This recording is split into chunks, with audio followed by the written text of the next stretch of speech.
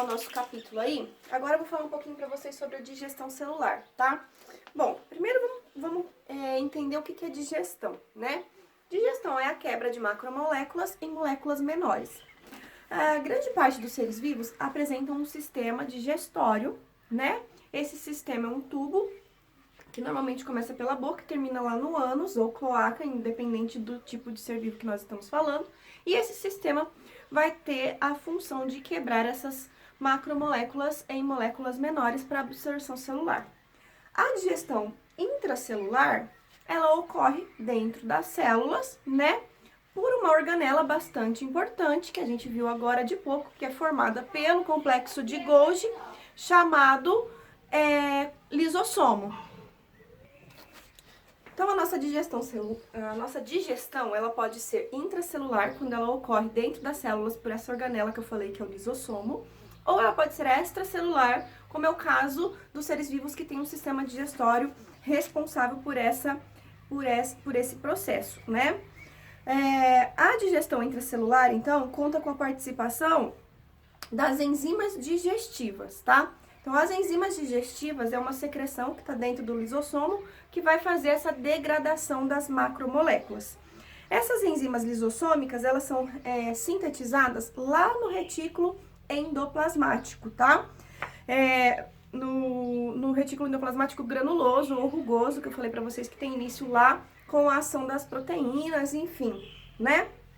Então, todo o processo de digestão intracelular acontece dentro dessa organela que teve o seu início de formação enzimática lá no retículo endoplasmático granuloso. Essa secreção é enviada para o complexo de Golgi, que passa por aquelas 3 etapas que eu falei na videoaula anterior, para então formar essa vesícula chamada lisossomo, e aí ela é liberada dentro das células para fazer esse processo de digestão intracelular. Então, é isso que vocês têm de formação dessa vesícula aí e da digestão intracelular. Agora, eu vou falar para vocês 2 processos bastante importantes, tá? Vou falar para vocês do processo de endocitose. Esse processo de endocitose envolve 2 processos, fagocitose e pinocitose. Fagocitose é quando a gente vai estar falando de partículas sólidas e pinocitose quando a gente estiver falando de partículas líquidas, tá? E também vou falar um pouquinho do processo de exocitose. Então, tudo isso aí são processos de transporte em massa, transporte em bloco, que vai ter alteração da membrana, da enzima, da membrana plasmática, tá? E a gente já trabalhou isso lá atrás, quando a gente trabalhou os transportes através da membrana, certo?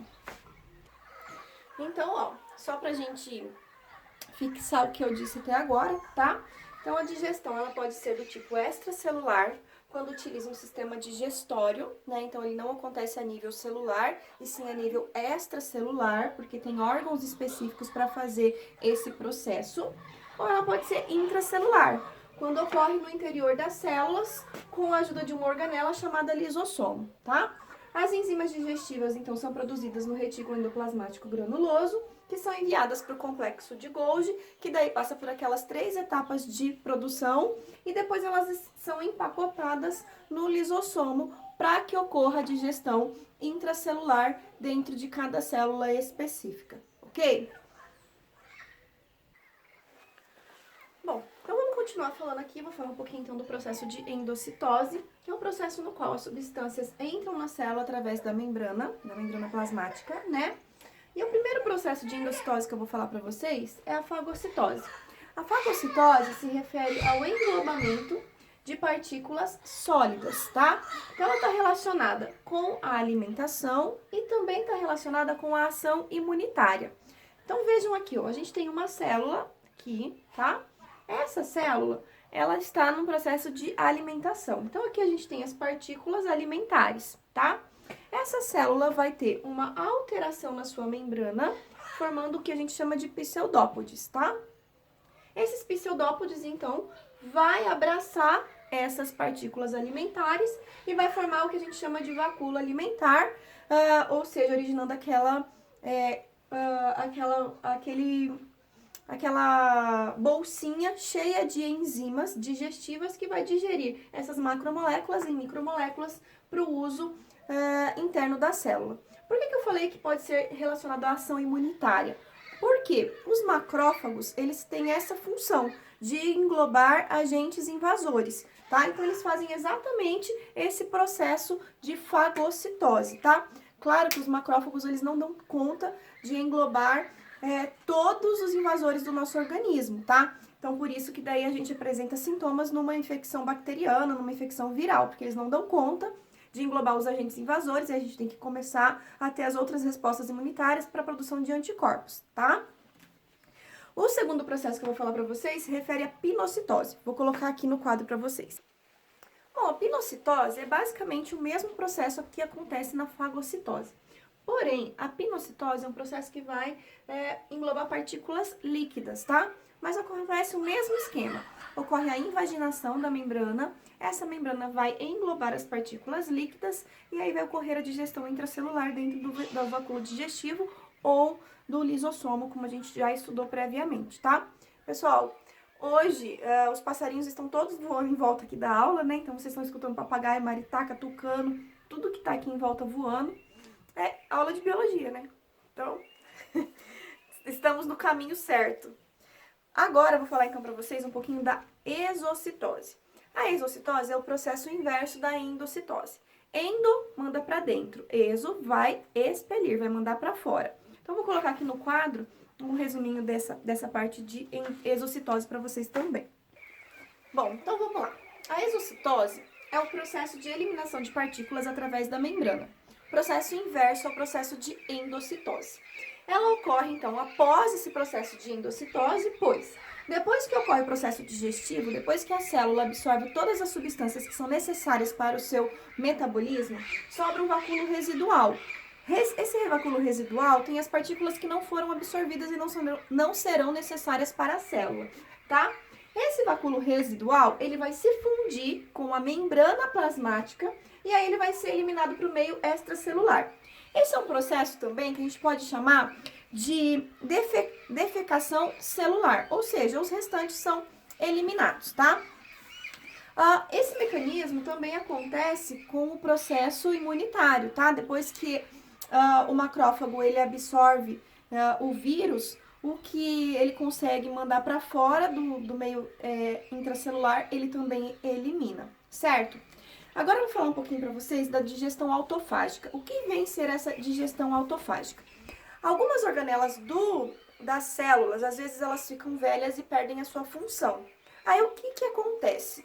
Se elas estão sem função, elas só estão o quê? Sujando a célula, vamos dizer assim. Se tem uma poluição dentro da célula, vem então os lisossomos e eles têm essa função de englobar essas partículas que já foram utilizadas pela célula e não tem mais a sua função, e ela faz o quê? A digestão autofágica, que é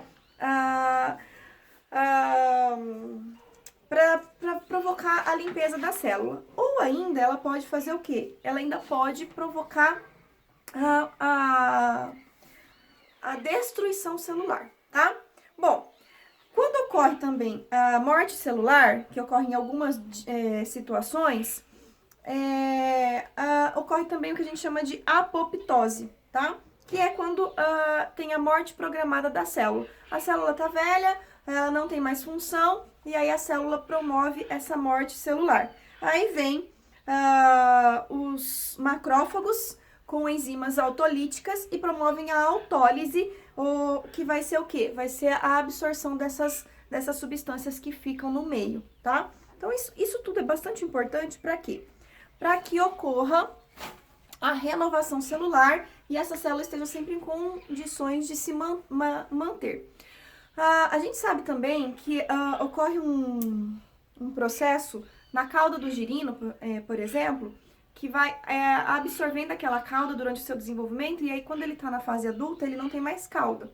Tudo isso aí também envolve esses processos de fagocitose celular, tá? Tudo isso está envolvido nos processos que teve origem lá no complexo de Golgi, na formação do lisossomo, dessas enzimas extremamente importantes para o processo de digestão. Espero que tenha ficado claro pra vocês, né? Agora ontem vocês me enviaram o módulo 19, hoje vocês vão me enviar o módulo 20, então, certo? Fico aguardando as respostas de vocês lá no nosso grupo Biologia e Química. Até a próxima!